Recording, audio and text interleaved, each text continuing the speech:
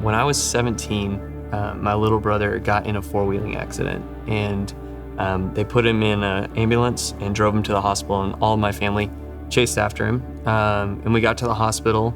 We talked to the doctor, and he said the line that they say in all the movies, which was, "We tried everything we could, but we couldn't save him."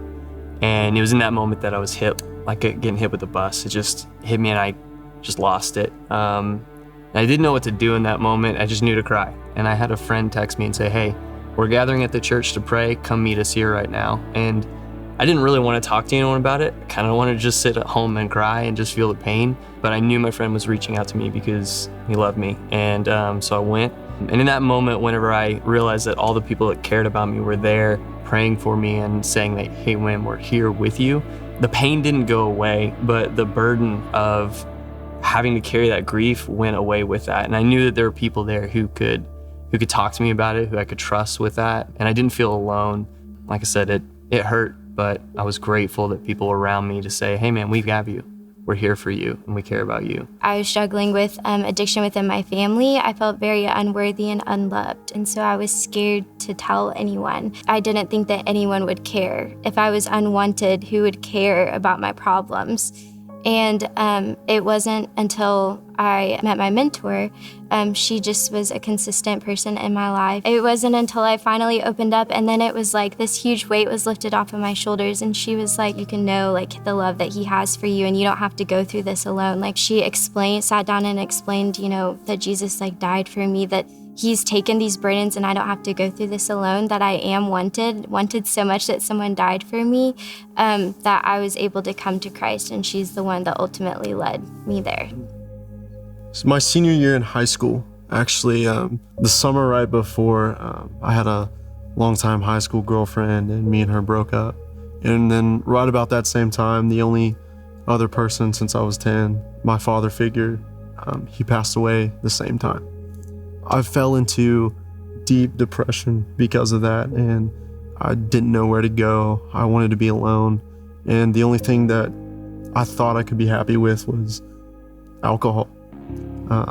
In high school, I'd go to class drunk. I would go to baseball drunk. I got kicked off the baseball team because of my addiction, because of the things that I was a slave to.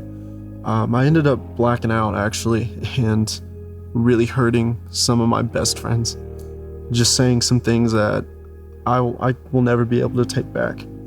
And right after that, I think I kind of just admitted myself that I was a slave to the sin. I was a slave to alcohol, and that it held me in bondage. And the very next day, I got to talk to some people about it, some of my other close friends, and admitting it and getting that freedom changed everything. And if it really wasn't for my switch group and my switch leader, who continues to pour into me today, I never would have escaped that. I come from a background of gangs, and I turned to gangs basically for acceptance. I was out there doing the wrong things with the wrong people, and filling this void that I kind of knew I had, but I just didn't want to face it. I'm hurting myself, I'm hurting people around me, hurting my loved ones, and just to kind of prove myself to somebody that really didn't have my best interest. They were just kind of using me. I thought they were my friends, but they were just using me. Then I came to the realization that I need something better. I need something different for my life. And I decided to come to church. There is a family here, that church isn't just somewhere that you go. I mean, it is the people that make up the church. They genuinely do love you. They really care for you, and you can open up to them. And that's just knowing that I have that. It's just amazing. And that I got it when I come to Christ, when I come to church, when I come to Life Church. In college, instead of seeing myself the way that Christ did, I kind of looked to the mirror for my image. And that really brought me to a lot of struggling with cutting and eating disorders, and just turning to hurting myself to try and make myself this perfect image that I thought I had to maintain. I think I was so afraid that if I was honest with my friends or honest with God, that they wouldn't love me in the same way. And I had hit my rock bottom one night, and I was just all of a sudden like sobbing uncontrollably in the car. And my best friend, she was like rubbing my back and she's like, it's okay, we'll just get home. And I was like, no, like you don't understand. Like you don't understand what I'm going through. And finally just like saying the words like, I'm hurting myself. I'm not eating. I'm cutting myself. And I showed her my wrists and I showed her everything that I had done. And she broke down and she called one of my best friends that I grew up with, that I knew from youth group, and they took me home and they prayed over me all night long. And so much that like when I woke up the next morning, my best friend was still holding my hands in prayer. She was still like just grasped on so tight. And they took me to my parents, who I was ultimately terrified of being honest with.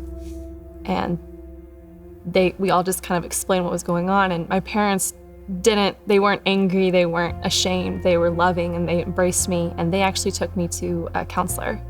And that's who I was able to open up with. And that counselor was amazing because she always like posed the question, like, how do you see yourself? How does Christ see you? Which one really matters? What's the most important one? And that's how I kind of found that healing. Think about your story, and it's incredible to me that you have such a vivid memory of that day. You described like I was at the football game, all these things, all the things that happened, and then it hit you. The moment hit when God was like, this is what it is, man. And you were like, yeah, I struggle with this. I have an addiction and I need help. And it's amazing that was your turning point, that it just shifted everything when you called it what it was, of an addiction to alcohol. It's remarkable to me how God has people in your lives that were just waiting to hear what was going on and waiting to pour into your lives, to pray by your bedside for a whole evening. Like that's crazy that God provides like that, and those people are all around us. And I hear your story, and I was talking about this void, this thing, and you were trying to find it in gangs. You were trying to find that family, that connection, and all the time God had it for you, and He brought that, man. Whenever you said, yeah, I need God, I need Him in my life. So thank you guys for taking them just a little bit to get real and opening up. Appreciate it. Thank you all.